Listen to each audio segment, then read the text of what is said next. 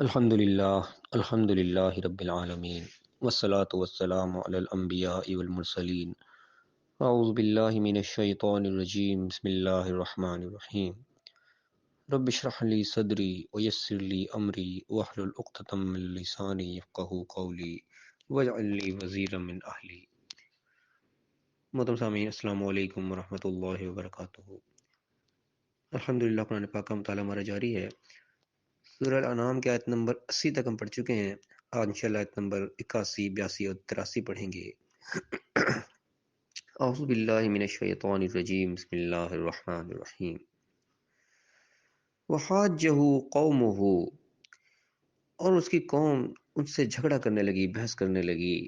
کسی قوم؟ ابراہیم علیہ السلام کی قوم کا تذکرہ چل رہا ہے پیچھے، کہ جب ابراہیم علیہ السلام نے ان کے تمام جو بھی ان کی معبودات تھے، معبودان باطل جتنے بھی اپنے دوسرے لوگ چیزوں کو خدا سمجھتے تھے، ان سب سے جب انہوں نے برات کا اظہار کر دیا، ان کا یا قوم انی بریء مما تشرکون، اے میری قوم میں ان سب چیزوں سے بری ہوں جو بھی تم شرک کرتے ہو، اور اعلان کر دیا کہ انی وجہت وجہی للذی فطر السماوات والارض حنیفا وما انا من المشرکین۔ جب اعلان کر دیا کہ میں تو اپنا چہرہ صرف اس ذات کی طرف کرتا ہوں جس نے آسمان و زمین کو پیدا کیا ہے، بالکل یکسو ہو کر، ہر ایک سے منہ موڑ کے، اور میں مشرکوں میں سے نہیں ہوں۔ جب انہوں نے اعلان کر دیا تو ان کی قوم ان سے جھگڑا کرنے لگی، ان سے بحث کرنے لگی۔ تو انہوں نے جواب دیا قال اتحاجونی فی اللہ وقد ہدانی، کیا تم مجھ سے اللہ کے بارے میں جھگڑا کرتے ہو اور وہ تو مجھے ہدایت دے چکا، اس نے تو مجھے سیدھا راستہ دکھا دیا ہے۔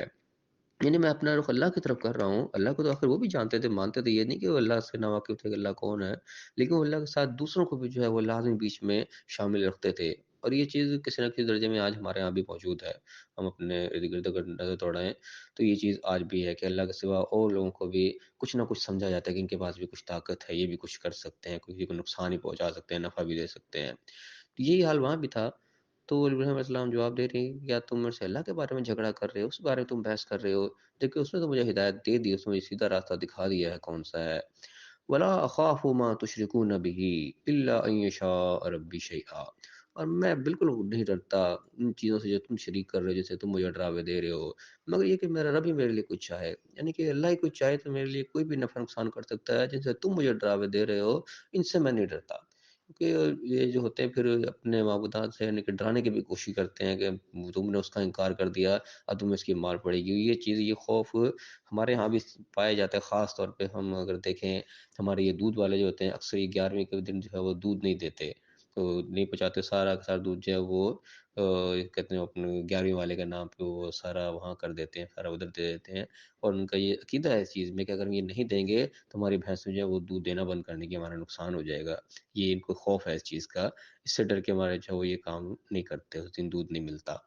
تو یہ ہمیں وہی چیز ہے کہ وہ ابراہیم علیہ السلام کو ڈراتی ہے اس چیز کو، جو ان چیز کا انکار کر رہے ہو اب ان کی طرف تمہیں سزا ملے گی، تمہیں کوئی نہ کوئی ہمارے اوپر سختی آئے گی۔ تو انہوں نے ساتھ جواب ہے کہ میں نہیں ڈرتا اس سے، جیسے تم جن کو بھی اپنے شریکوں سے مجھے ڈرا رہے ہو میں اسے نہیں ڈرتا۔ ہاں الا ان یشاء ربی شیئا، ہاں میرا رب میرے بارے میں کچھ چاہے تو وہ میرا نفع نقصان کا اختیار رکھتا ہے، اس کے علاوہ میں نہیں کسی سے ڈرتا۔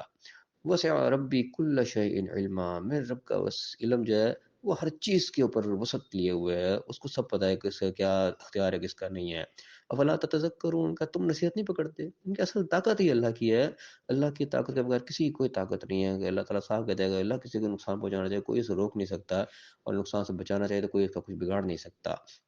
یہ توکل کی بات ہے کہ ابراہیم علیہ السلام کا توکل اتنا گہرا تھا اللہ کے اوپر کہ انہوں نے ہر ایک سے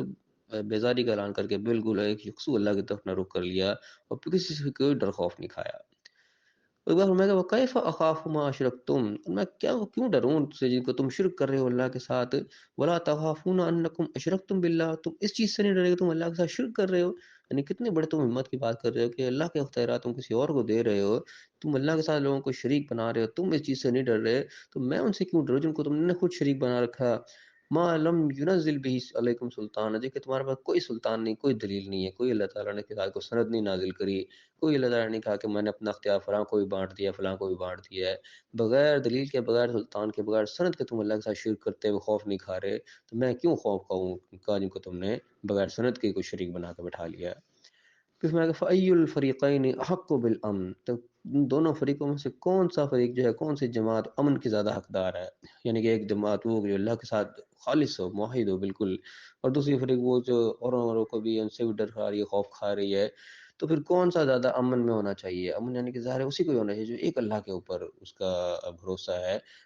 کبھی اس سے ڈرتا پھر رہا ہے، کبھی اس سے ڈرتا پھرتا ہے، وہ تو ہر وقت ڈرتا ہی پھر رہا ہے مختلف طاقتوں سے، لیکن جو ایک اللہ کے ساتھ اپنے آپ کو جوڑ لیتا ہے وہ امن میں آ جاتا ہے، اس کا توکل، اس کا بھروسہ اس کے اوپر کامل ہو جاتا ہے